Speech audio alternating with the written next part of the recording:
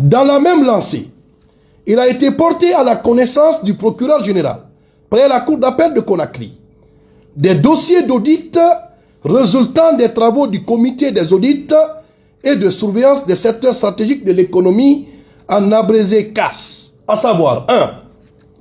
L'audit de la société minière de Dinguiraye, SMD. 2. L'audit de Futurelec. 3. L'audit de GATA. 4. L'audit de Sericom Santilo. 5. L'audit de la BCRG, Banque Centrale de la République de Guinée. 6. L'audit de la SGP. 7. L'audit de la SOMCAS. 8. L'audit de Semafo. 9. L'audit du projet Coton. 10. L'audit du fonds Coessien. 11. L'audit Air Guinée. 12. L'audit de Ginomar. 13. L'audit de fonds d'entretien routier. 14. L'audit Anco 5. 15. L'audit CBK. 16. L'audit du chemin de fer, démantèlement et vente des rails. Ces audits mettent en évidence des faisceaux d'indices concordants de faits de détournement de deniers publics, faux et usage de faux en écriture publique, recel, vol aggravé, enrichissement illicite, corruption, abus d'autorité, blanchiment d'argent et complicité. L'examen des résultats des travaux de ces différents audits a permis au procureur général, près la Cour d'appel de Conakry, d'obtenir et de prendre en compte A. 5 rapports définitifs, à savoir fonds coessien. 2. Rapport définitif sur le chemin de fer Guinée. Rapport définitif sur la vente de Air Guinée. Rapport définitif sur le projet Coton. Rapport définitif sur Guinomar. Mais aussi 4 rapports provisoires mais exploitables, dont 1.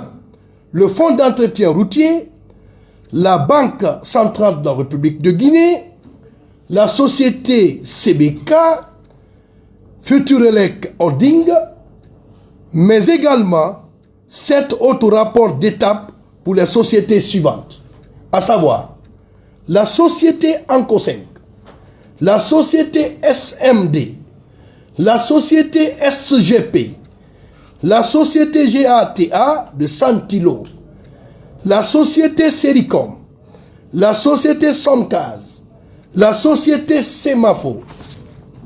L'agent judiciaire de l'État a également dénoncé au procureur général, près la Cour d'appel de Conakry, sur la base des rapports réalisés par l'inspection générale d'État, des faits de blanchiment, de corruption, de détournement de deniers publics, de faux et usage de faux en écriture publique et complicité.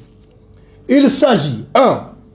Du rapport définitif numéro 53 bar PRG bar CAB bar IGE bar 2021 en date du 20 septembre 2021 portant vérification de la rationalité des besoins dans le cadre du contrat numéro 2020 bar 071 bar 1 bar 4 bar 1 bar 1 bar 018 entre le ministère de la Santé et la société SGC TP Charlie.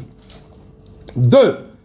Annexe du rapport portant sur le contrôle des effectifs de la masse salariale pour la période du 1er juillet au 31 octobre 2021 en date du 16 novembre 2021. 3. Le rapport définitif en date du 29 avril 2021. 4.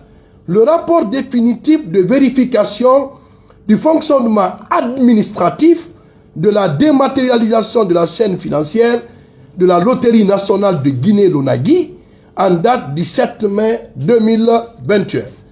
5. Le rapport définitif portant vérification de l'effectivité des malversations financières révélées dans le rapport d'audit sur la paye du personnel de l'EDG en date du 23 décembre 2021. 6.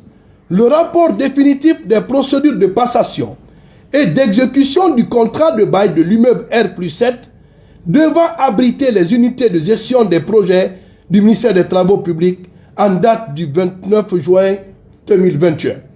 7. Le rapport final portant sur le contrôle des effectifs et de la masse salariale pour la période allant du 1er juillet au 31 octobre 2021. 8. Le rapport de la mission portant contrôle de la régularité des instructions et réinscriptions des étudiants à l'Université Générale Lansana Conté de Somfonia.